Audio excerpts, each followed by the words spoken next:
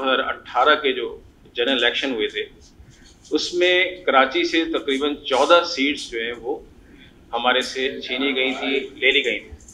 और आपने ये भी देखा कि अब जबकि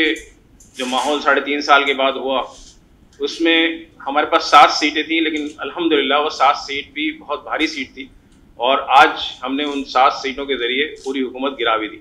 MKM को हमेशा मतलब ये कि जितनी भी सीट मिलती रही हैं, चाहे वो 25 सीटों पे होते थे, अभी तो हमारी सीटें छीन के हमें 6 सीटों पे कर दिया था, एक हमें रिजर्व मिल गई थी, 7 हो गई। लेकिन अल्हम्दुलिल्लाह अल्लाह ताला ने हमेशा मुत्तहिदा कौम मूवमेंट को उस जगह पे रखा कि जहाँ पे हुकूमतें बनती नहीं, जब तक वो हमारे पास ना आए। वो हमारे पास आते रहे, एक दफ़ा नहीं, मेरे ख्याल में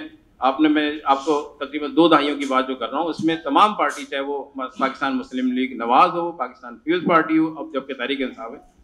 तमाम लोग हमारे पास आए और यही बात होती थी कि भाई पाकिस्तान के बेहतरीन मफादात के अंदर देखिए हमने भी हमेशा जो फैसले किए वो एक अवाम को भी देखकर और एक पाकिस्तान की जो एक बेहतर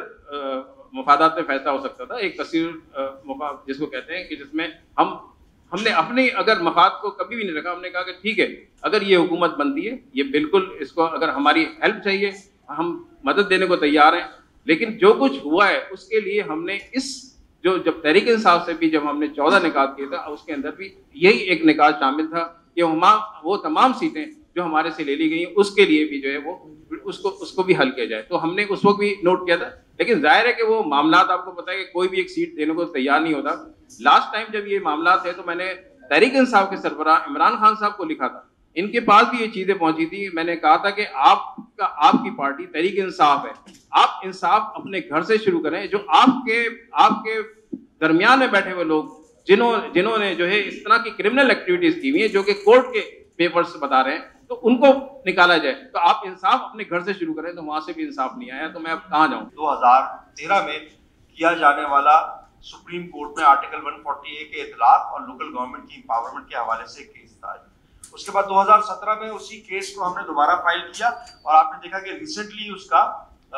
डिसीजन आ गया सुप्रीम कोर्ट से। और जिस दिन डिसीजन आया है तो मैं ये भी आगाह कर दूं, उस दिन हमने हाई कोर्ट में for the enforcement of decision made by supreme court एक पिटीशन दोबारा फाइल की।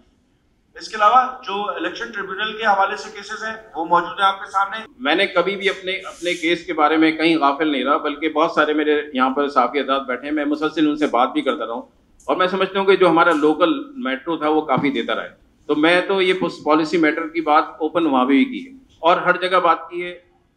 जाहिर है कि कुछ जगह पे खामोशी जो है वो होती है, आपने भी देखा होगा कि मुख्तलिफ पार्टीज के अंदर ये मामला होते हैं। तो लेकिन ये है कि खालिद भाई ने कई जगह ये बात की, हमारी सीटों के मुतालिक कई जगह बात हुई, लेकिन ये था कि वो ओपन नहीं हो रही थी। ओपन से मुराद ये है कि मैं तो कहता हूँ फैसला दें मेरिट के ऊपर, भले से उनके हक में दें, मैं तो कहता हूँ फैसला करें जो कानून कहता है। जब कानून मैंने कहा ना, जो एक्ट है हमारा 2017 का वो कानून है, उसमें बनाया हुआ है कि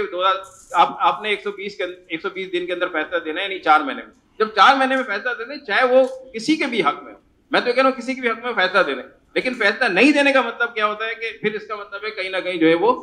मामला गड़बड़ है। तो इस वजह से मैंने ये कहा था कि कुछ जैसे मैंने जो हवाला दिया था तो वो बाकायदा सलीम साफी का पूरा एक कॉलम था, उसके बाद कई लोगों ने कॉलम लिखे, तो उन्होंने यही पॉलिसी मैटर की बात की, इसीलिए मैंने वो बात की थी आपसे पॉलिसी मैटर की।